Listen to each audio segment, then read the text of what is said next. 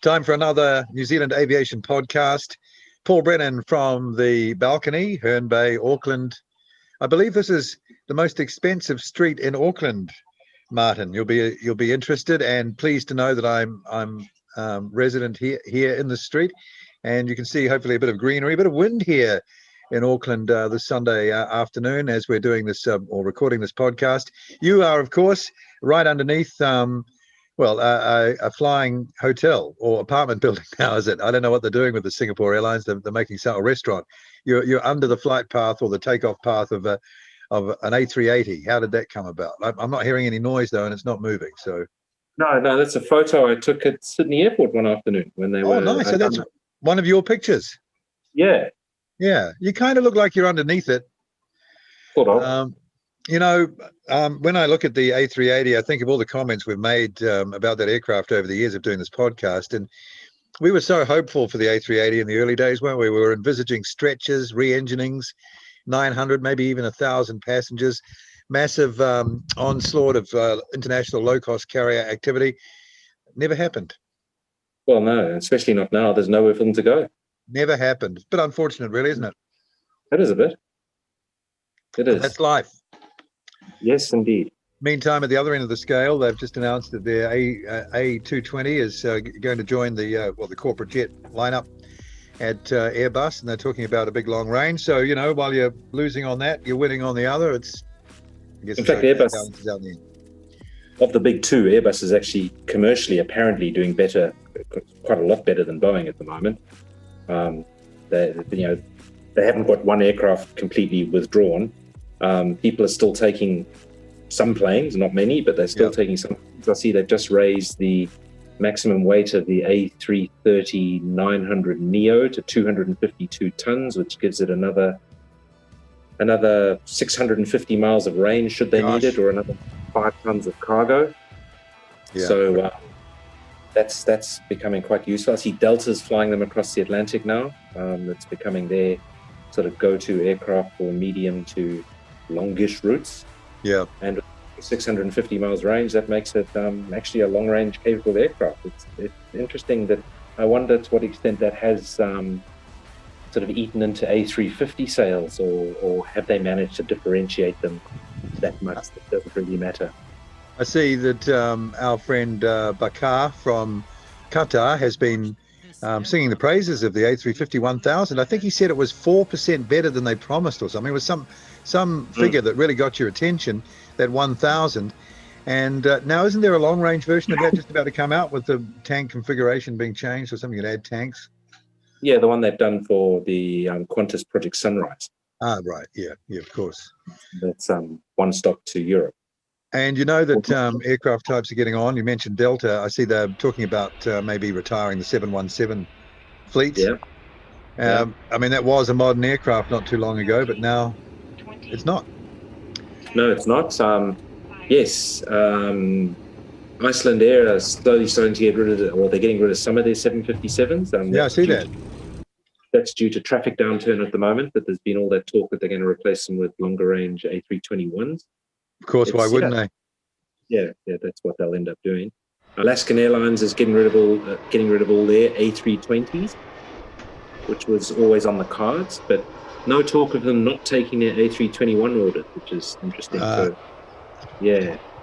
Well, again, that's probably because they were never a 757 operator. Also, there's talk of them maybe talking with Boeing, and what's the bet that Boeing's offering them a super deal on mopping up as many Maxes as possible? Absolutely, and if the plane's safe and the airlines can handle the marketing aspect of that, they would be very silly not to take a whole lot of bargain-priced aircraft. Ryanair is apparently doing the same thing, going back to looking at a deal for 300-plus 737 Maxes. And, at the end of the day, if they're offering you £5 across Europe, people won't care. Like I say, we've mentioned this before, that it's possibly a tactic of Boeing's to almost, obviously they have to make some sort of income, but, almost offering a one-for-one replacement of the next generation aircraft just to mop up, even the cancellations are in the multiple hundreds, aren't they? So, and some of those will be white tails sitting right there. They'll use those surely for flight training to get everybody back in the air quickly. But to get rid of those makes sense to go to a carrier that has lots of the legacy aircraft that could do with the improvement in overheads from the efficiency of it, and really pay way down on the market pre all this for essentially brand new aircraft. So you could kind of see a limited spending spree, limited from the amount of money involved. But if Boeing can even break even or even close, they're probably achieving something, right?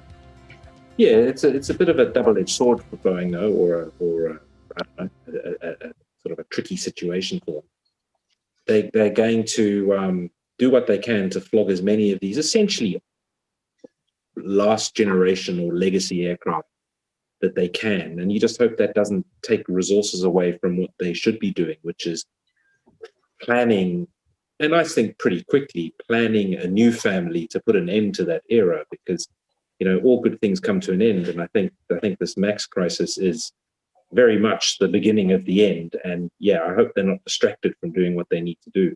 And but there again, it's a very conservative industry. You see Airbus put out those promo videos of the renderings showing their planned, well, not planned, their concept aircraft, hydrogen powered, yeah. Concept aircraft, and of course there's a blended wing body and a turboprop.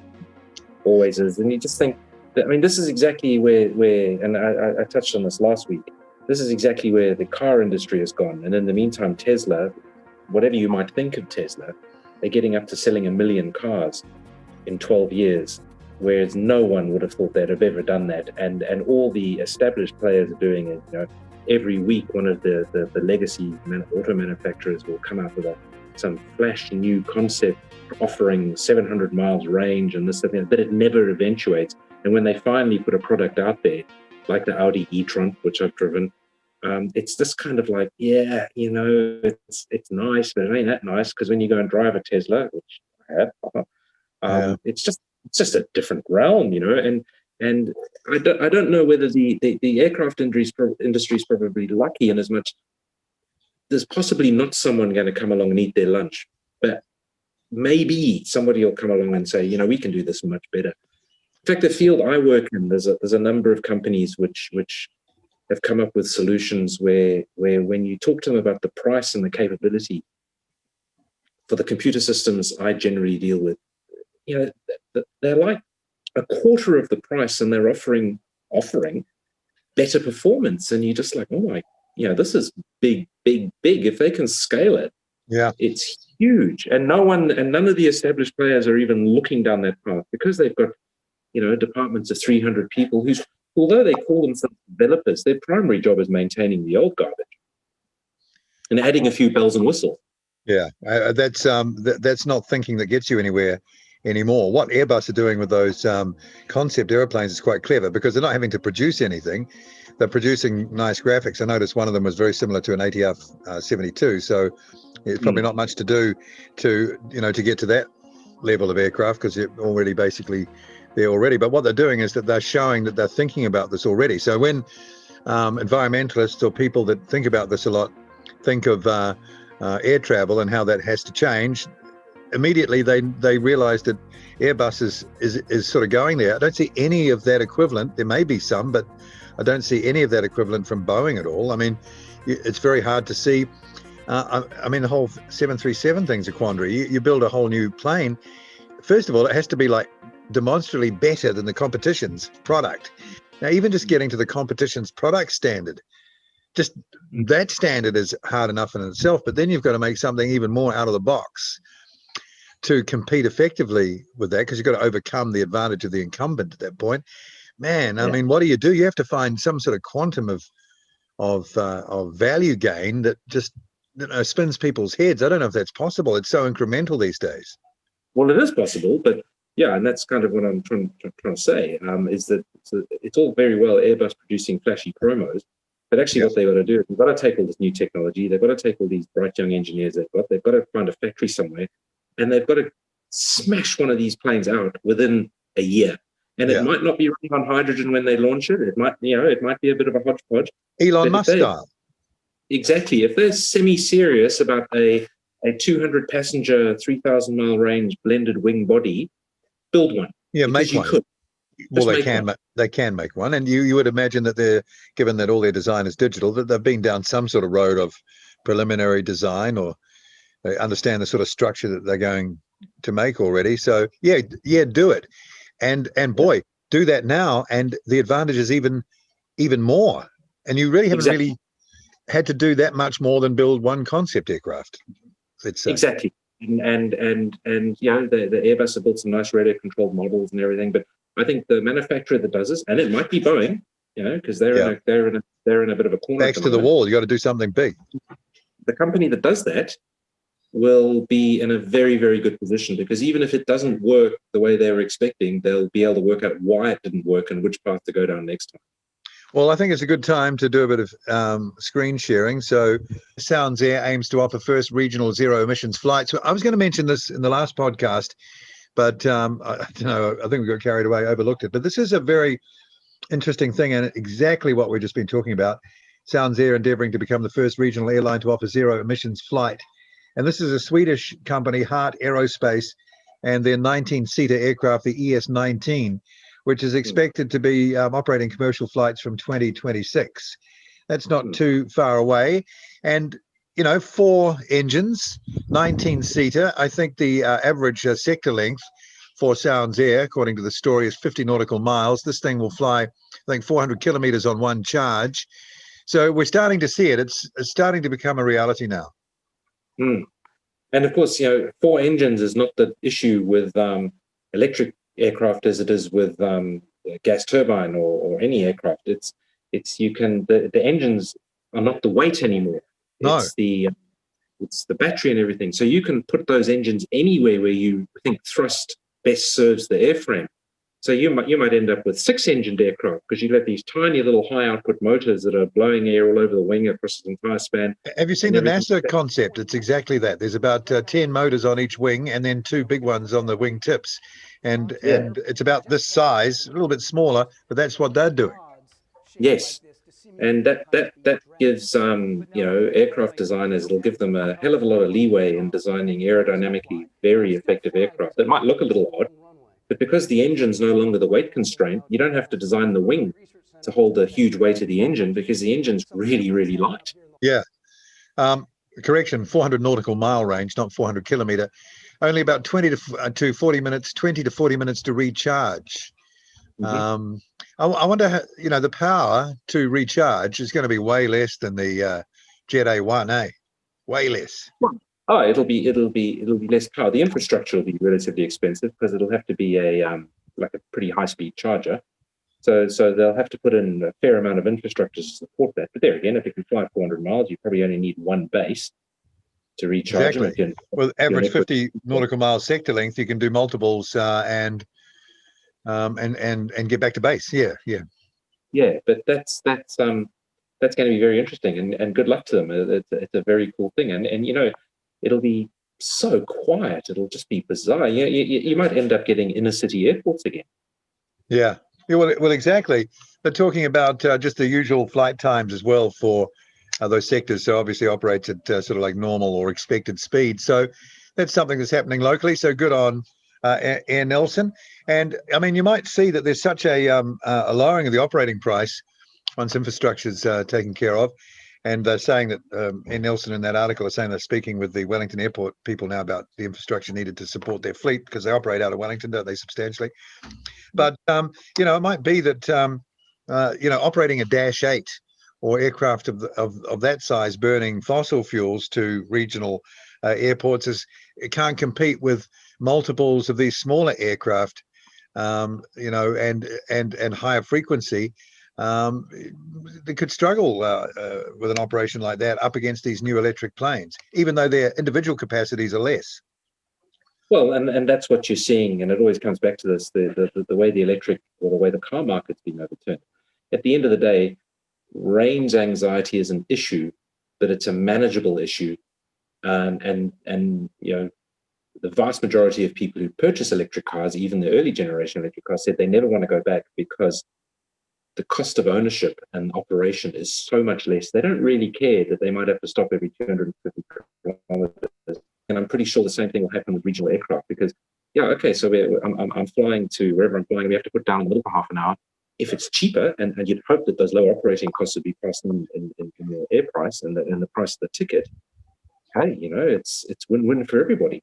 What if you operated 2 of those aircraft as one flight? Yeah. And they're just one behind the other, and together, electricity, they're still cheaper than moving the same amount of passengers on a conventional fossil fuel powered regional airliner.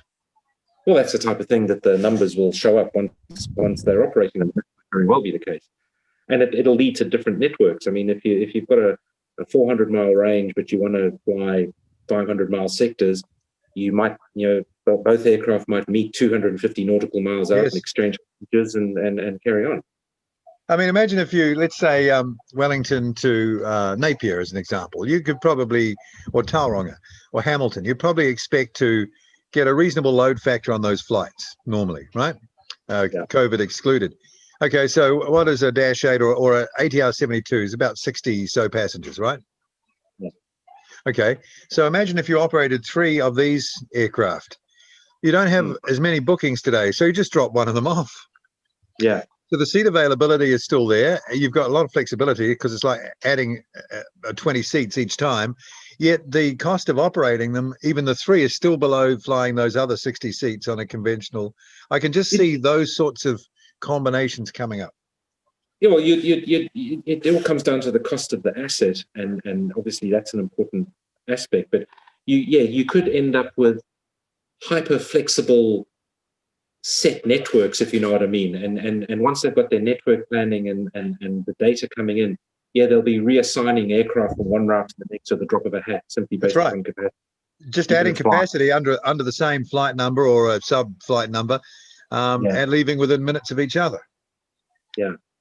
We'll see. Yeah, and lots of flights won't be an issue in terms of noise and everything. Although I think because there is none. Well, we will be surprised at how noisy they are, right? Because the wind noise is once you take out. But from the ground's point of view. Yeah, but for the people under the approach path, it's always. I mean, I've been to a few airfields where gliders are coming in, and gliders are not noisy, obviously not noisy. Whistling in. These things are super streamlined, and you'd think they'd be silent, but they're actually not silent at all.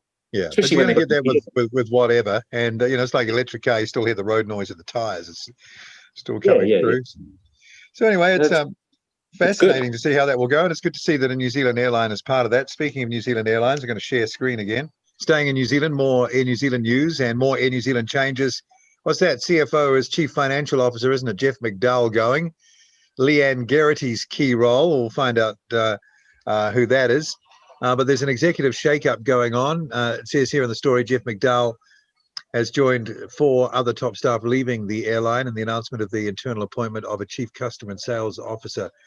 And that's that person there, Leanne Garrity. You can go to the Herald story to look at her background. But obviously, Mr. Foran's come in and he's decided he's going to make a few changes. And with the old guard leaving, you can tell that there is some sort of culture change going on from the very center. Why is there a picture of Trump there? I don't know. Oh, that's, Trump sells articles. I think that story is also leveraging off the Air New Zealand story, and that is the proposed $25 billion bailout of the airlines that Trump's been talking about. I mean, I've got that story loaded up as well, but I think that's why he's sitting pride of place. Let's have this new customer officer, engagement officer, or whatever the title is, Ms. Garrity. Let's have her picture there. But yeah, there's the big culture change going on in Air New Zealand. And, I think this has been coming for a while. I really do. Yes. And, new CEO, bit of a crisis going on in the background. Yeah, there's going to be all sorts of changes. By the way, I'm just about to send a letter to Greg Foran asking him to donate to bring our birds home. It's you got to try these things, Martin. It sounds like a faint hope, but we've got to give it a go. One of their 777-200s before they're all sent away to essentially be scrapped. Okay, the airworthy parts will fetch something, but and maybe the engines as parts, but the airframes are gone. I believe that the asking price is in the range of $3 million US per aircraft. And I see you talked about the Iceland Air 75s. See, they sold 3 of those in great condition for $21 million US for 3 757s. So you can see where they're at price-wise now. Yeah, bargain basement. Yeah, so, you never know what might happen with that, but we're going to make an approach, see what happens, and but keep on watching for changes at Air New Zealand. I wonder what sort of airline will emerge. Will it be more competitive price-wise, or they keep on with being, the airline of the Herne Bay, Ponsonby, Auckland set, who hang out in the Coral Lounge and like to spend their however much thousands once or twice a year flying business class or premium economy somewhere, rather than just the average person being catered for? Remains to be seen. And that is set by you in Herne Bay, right? Yeah. Don't do as I do. Yeah. But I don't do that. I mean, No. I just happen to be here. But I'm talking about the black SUV, European SUV set. I mean, they even painted up their airplanes that color. You can see where they were going with that. Yeah. So that's changing. Yeah. So it looks like Trump's talking about a $25 billion bailout for the airlines. It shows you that business is so brutally related to the immediate state of cash flow, isn't it? So yes. If the cash isn't there, it's just a hemorrhage situation. I see the world airlines are hemorrhaging $450,000 US per minute at the moment. Yeah, it's amazing, isn't it? It's a lot of money per minute. Yeah, which is why BA is getting rid of all their 747s. I mean, I see the last one left yesterday. They're just hemorrhaging money and aircraft. One thing that was encouraging to see, because I've watched some of the footage of that, and from Big Jet TV, those guys do a great job. And at a landing at, I forget the airport that went to, one of the, it wasn't Campbell, was it? One of those anyway. And there was a lot of interest in it. And also I've been watching some of the videos of the last Qantas 747 flight. And, there were hundreds of people to see that thing off. Hundreds. It's not just a forgotten thing, and these things are still relevant and of interest to a lot of people. That's really heartening to see, actually. It is. Yeah. So anyway, now there's been talk, and let's do the share thing again. Brings us to the fate of the BA 747-400s. Now that they've all been withdrawn, I think 31 came out of service. Martin, have you been reading about this Avatar Airways? I don't know if this is credible. Avatar Airlines, America's most promising airline startup, and I'm reading from the onemileatatime.com website. They've made an incredibly generous offer to British Airways, only accepted or once accepted by British Airways, which it says will surely be. Don't know about that. This has the potential to change the aviation landscape. And they're looking at doing real high capacity passenger flights. I think mainly in the US and around the sort of into the top of South America, etc., with really dynamic pricing of fares, but also using basically every service and every surface on the plane as advertising billboards. I think the originator of the idea is someone who's been in the airline business before. He set up an airline called Family Air. I'm just trying to find the name of the chap. Maybe we'll get to that. But I don't know if this is credible. I guess you could get a. They come and go. Huh? They come and go. Yeah. Why would you be wanting to make a big deal about this if you actually had no? And by the way, they're offering equity in their company at the moment. I think they're trying to raise $250 million. But why would you go with this if it never had a chance to ever get off the ground, really? And to support a fleet of 747-400s, I mean, that's not necessarily an easy undertaking. Not well, certainly not in these trying times. But yeah, this is a classic. Every couple of years, a new airline starts up with a new operating model, and if they're lucky, they get a few flights and then they go bankrupt. I think it's kind of like the way the industry works. That's like the people who are talking about resurrecting Pan Am recently. Yeah, and that also happens. Exactly, that happens every few years. So, no, I wish them all the luck in the world, but I don't think they're going to get as much luck as they need. The airline plans to be a flying billboard, and the airline will even offer an annual membership where you pay a fee and then get unlimited flights bookable within 72 hours for just the cost of taxes and fees. Crikey. Yeah, it's not going to work. Okay, so this article, which seems to be overly favorable, I don't know how credible the site is, but they seem to be indicating that. Put it this way, you're plastering your aircraft with advertising. If the airlines run properly, that aircraft is going to spend 15 hours in the air at 30,000 feet. So who's going to see the advertising? Yeah, the people at the airport. Well, and the people on the plane. Well, on the inside of the plane, yeah. But, I mean, who cares, really? It says here, Avatar Airlines wants British Airways to give it 26 Boeing 747s. In exchange, BA will own a 22% stake in Avatar Airlines. This comes in the form of 11 million preferred shares valued at 165 million. They're putting the airline's worth, it will be at 750 million. I mean, I think. Dreaming. Yeah, good luck. Good luck switching it off. Oh, yeah. And there was one other page I wanted to share with news before we start talking about, and thank you again to Daniel Felton for suggesting, the Empire routes. And today I wanted to talk about the, the Armstrong Whitworth Argosy Mark 1, not the Mark 2, not the turboprop one, but the Mark 1 from 1929. Before we get to that, this story about Boeing consolidating 787 production in South Carolina 2021. I've been watching quite a few videos from some of the local news channels in Seattle, around Everett, where the current production is.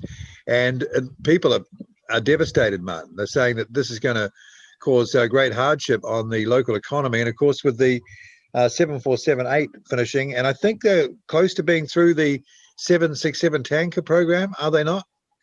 No, I think there's still a few more to come, but it's going a lot slower than they anticipated. Right. So that biggest building in the world is going to be empty, isn't it?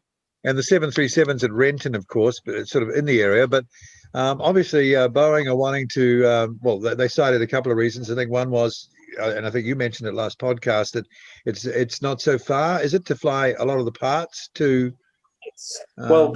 Charleston? The 787-1000 is manufactured in Charleston. So, and they can't finish it in Seattle because they can't actually get the bits to Seattle because they're too big. Right. So there's that.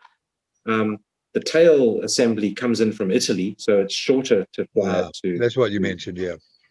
Yeah. And also, this was pretty much a foregone conclusion back in 2010 when they opened the facility, because the only reason they were going to open a facility in North Carolina so they could shut one in Seattle. So, and people were predicting this, Flight Global, Leahy, they were all saying back then that, don't get too excited because that's where it's all going to go.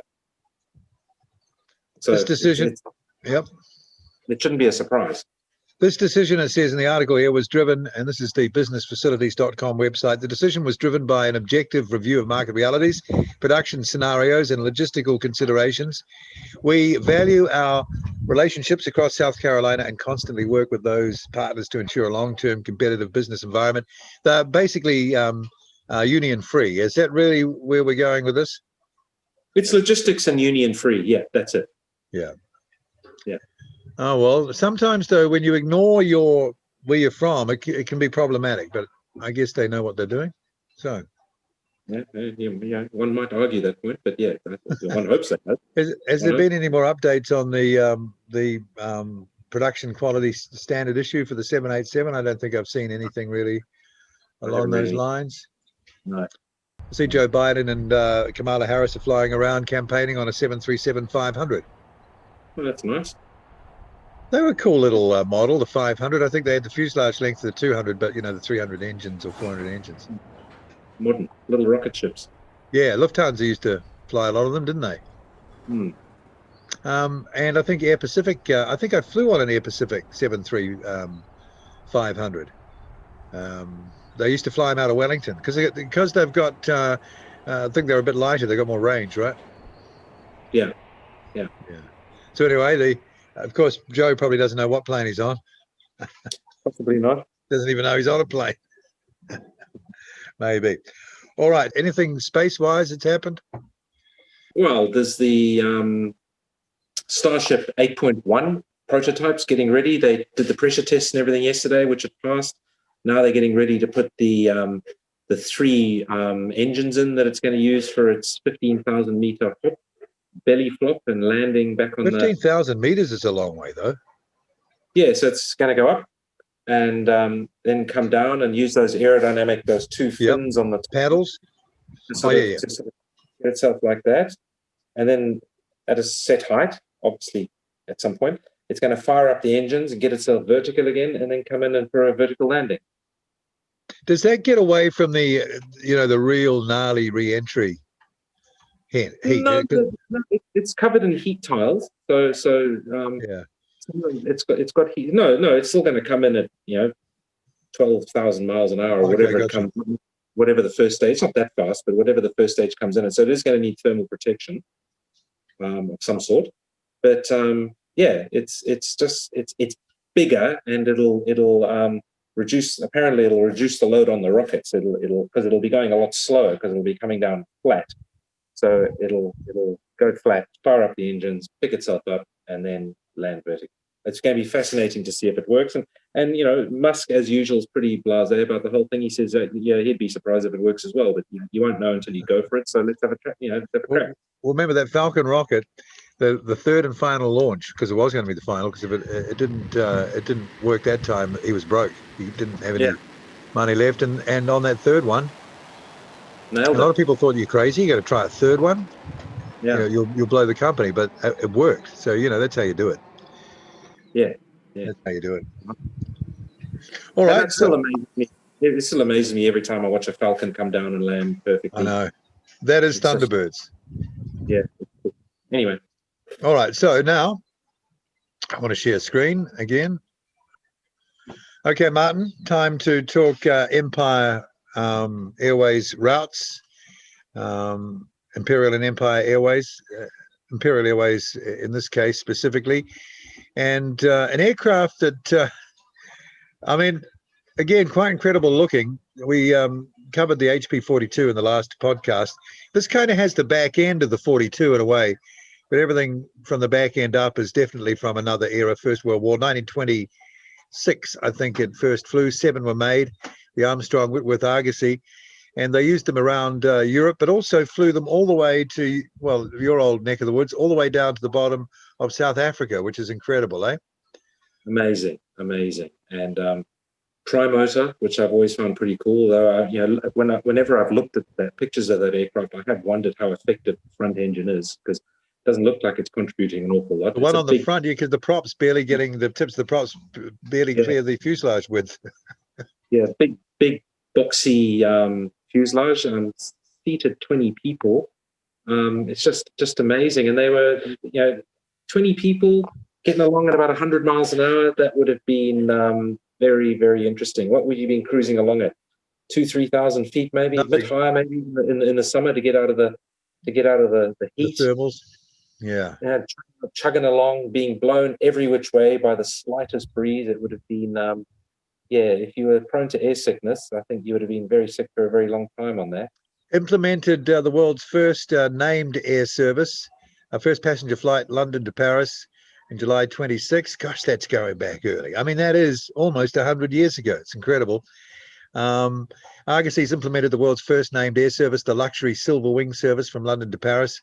The 7 aircraft types were named after cities. The first one to fly, city of Birmingham. 2 seats were removed and replaced with a bar, and a steward was in attendance. In 1931, Edward, Prince of Wales, and his brother Prince George flew home from Paris Le Bourget Airport in the city of Glasgow, landed especially in Windsor Great Park. That's this thing, you can land these things in parks. What amazes me is how willing they were to take chances, because they wouldn't have been reliable. Air navigation would have been, a challenge at the best of times. They would have been flying basically by sight and a compass most of the time. And yes. Still people were quite happy to pay money, and the speed difference must have just been so much worth it. People said, to hell with it, we're going to go for it. Because today, no one would. London to Paris, even 100 miles an hour, in 1926, you can go over there and work today and come back. That's what it enabled you to do back then, before it would have been probably a ship or a ferry or something like that, probably coal driven. And then a train from the port. You imagine the difference this made, though it would have been expensive. You'd have to be wealthy to do it. But even back then, it's a huge leap. They used to take the sleeper trains. Then the carriages, actually, you didn't even get out of the train. The train went onto the ferry, and then you'd get off. The train would come out on the other side. and they adjusted for the gauge of the tracks and everything, and they zoomed up to Paris overnight. And then this one comes along, you do it in three and a half hours, but at a level of risk, we've been 4 or 5 times the risk in terms of the likelihood of something happening. Maximum speed 110 miles an hour, cruise speed 90 miles an hour, range 405 miles. That's not too bad. Time to altitude 3,000 feet, 4.5 minutes. Imagine flying to Africa and something like that. And you put me onto something, and we'll try and find out more about this. After talking about the HP-42 last week, you found a site that someone in Dubai is looking at building a replica. Let me just dial that up while we're talking, because I thought that was a incredible coincidence in us talking about it, which showed the footage at Sharjah. This is where the project is originating, from Sharjah. Here's the page. UK team plans to build a replica of 30s aircraft connected Sharjah to the world, the HP-42. Team Merlin is the name of the team. And they, I think, were responsible for the Vimy that we all mentioned, that we mentioned in the podcast. Over 80 years ago, this aircraft used to fly in that part of the world.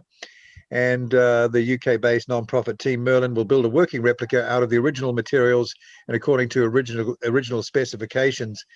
I think they've managed to gain quite a bit of information from places around the world, drawings and notes. And I think there's a mention here of a cache of notes that they found somewhere, I think in Canada. But anyway, they reckon it'll take about 3 years to build, and they're going to fund it themselves. And almost on cue, as we were talking about it, there was that story. And we were advised by one of our viewers who said, "Hey, were you aware of this?" So that was really cool. Thank you for giving us the heads up on that. But that will be amazing. I'd go and see that. That would be awesome. And, yeah. Presumably you'll be able to go and fly in it. Well, that would be nice, wouldn't it? Yeah. Fly down to fly back to London in it. That'd be slow. Just going back to the Armstrong Whitworth Argosy Mark 1 there. I mean, yeah, you're quite right. That would have been an ambitious aircraft to build at the time, because basically you're only a few years after World War I's finished, within the decade anyway. You're ballsy enough to use this aircraft, which has got an open-air cockpit. God, that must have been interesting in certain weathers. It would have been almost hypothermic. And, building out reliable air services with something that only goes 90 miles an hour, 400 miles, all the way to the bottom of Africa as a reliable scheduled service. Amazingly ambitious. And yeah. Do we have that sort of ambition these days? I wonder. No. No, we don't. So I think the aircraft operated until the mid-30s, and that was it. Obviously overtaken by in fact, it was overtaken by the HP-42. So basically, the HP-42 replaced that aircraft, but not literally overtaken, because they flew about the same speed. Yeah, well, they weren't going for extra performance, were they necessarily? I don't know what they were going for. I mean, HP-42, they were obviously going for looks over function, because it's awesome. But it just looks like a shed and wing bits stuck to it, and it looks great. Yeah, well, it was the first, I think, soundproofed airliner with seat belts and heating in the cabin and onboard food preparation facility, and it was soundproofed. Typical English thing had been soundproofed with ostrich feathers and heated with a kerosene stone or something. Pillows stuffed in. Yeah, all made in little village fetes. Yeah. Made by the artisans' wives. Yeah, but anyway, good on them. It's nice to see that there's enough interest out there that they go after their heritage in that way. Yeah, so so that's the aircraft that we've been looking at today, and while we've been talking in post-production, I've included the pictures and the footage that you've just been looking at. That's a wonderful thing, Martin. The things are old now, but they've come in an era where there are photographs, great photographs, and there's actually good film footage. So it's good, and it's all available. So it's fantastic to see again, because that content we were talking about, or you were talking about the days you're making the models of those things. That content wasn't readily accessible. No, it's amazing what's available. Yes, you might have only seen 1 or 2 actual pictures of that thing. And that's all. Now you're watching movies, Pathé movies of the first flight, and pulling up at Sharjah with the guy with the bloody eagle on his, or the falcon on his shoulder. And if they need technical assistance, you've got the Vintage Aircraft Company down in Wellington, the Wairarapa. They've built a lot of planes or a number of planes of that era. I wonder if they will be involved in some of the methods, because they say they had to rediscover a lot of the methods when it came to how the wood was joined together and how the fuselages were covered. That they've gone ahead and done, and it'd be quite interesting if they got involved. I mean, they've made original engines down there. Yes, they have. Yeah. That'd be cool, because I think they're going to need 4 radial engines, which you can't get anymore. I wonder if they're going to just go ahead and make new ones. Well, what they do for the Vimy, I guess, is what they did. Maybe we should look that up. But they put modern engines in the Vimy. They didn't make new ones. Yeah, but they were in a sort of a boxy frame like the originals. They looked the part. But I could be completely wrong here. Just off the top of my head, I think they use Honda engines. Okay, because those HP42 engines, you look at them, they're actually pretty small engines. Yeah. Big price for small engines. 400-500 horsepower. I mean, you could probably, if you're going to go with a radial, you could probably put those Russian engines on. They can be tweaked to roughly the same power, but it'd be really cool if, I think it had Bristol Jupiters. It'd be really cool if they went and made, a couple of Bristol Jupiters and stuck them on the front. Yeah. Okay. Well, it'll be amazing to see the 42, and then maybe, someone could do the Argosy as well. Yeah. And your dream of resurrecting those routes authentically could start to come to pass. That'd be the ultimate sort of African adventure, wouldn't it? Jump in an HP40 and spend 10 days flying to Cape Town. 10 days, but with lovely stops on the way, first class accommodation, beautiful meals, brandies, and lots of brandies. I think that's basically pith helmets. When I was in England, I was working in England a few years ago, and I was working as a surveyor in Banbury, of all places, near Oxford. And I came across a guy, and he was an elderly gentleman at that time, and he was very interested in the whole survey process. And he was very old. And we got talking. He says, "Yeah, I did some surveying once." And we set off from Mombasa in the spring of whatever, and they did a survey transect the whole way up. So Kenya, north through Somalia, Sudan, all the way to the sea, to the survey mark, which I think was at Alexandria in Egypt. Yeah. And it was during the war. And he said the war kind of held them up because there's all sorts of stuff going on, but mainly they were going through British territory. Yeah. And he spent over 2 years with, 50 pack mules and tents and everything. And he said it was awesome because, if they were told due to some war thing going on, they could just pitch camp for 6 weeks and hang out in the bush. Wow. And he said it was great. And we had regular supply runs. So we had tea and sugar and all stuff. Jolly good. And and it is the typical and I can imagine that's what flying around those things are. We're going to have to put down, and you'll get there and all these tents laid out with carpets and dinners, and it would be it's all waiting for you on arrival. It reminds me when I flew into the Grand Canyon. I've got some footage of it. I might put it up right now as I'm talking. But we went in, and it was fly into this particular canyon, part of the canyon, Skipper's Canyon, I think it was called.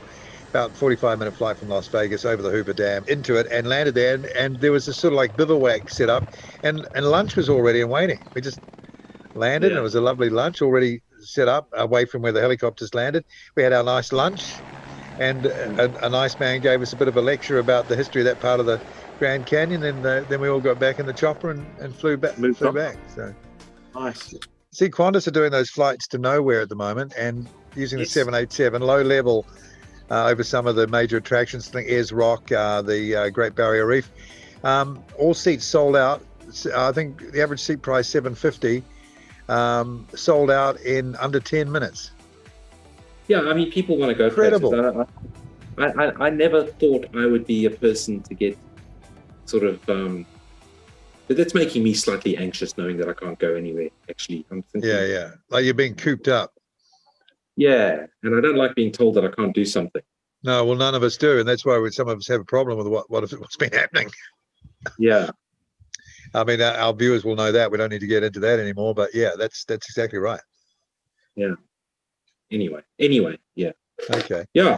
Well, I don't have much more to say. No, we've I think we've got an election coming up here real soon, and of course everyone's hanging off every word of the greatest reality TV show on earth, the US presidential election going on. So I'm sure things will come up along the way about that we can comment on. But in the meantime, we're all at level 1. Though we were reminded this week, Martin, that level 1 doesn't mean, bit of a finger wag going on, level 1 doesn't mean level none.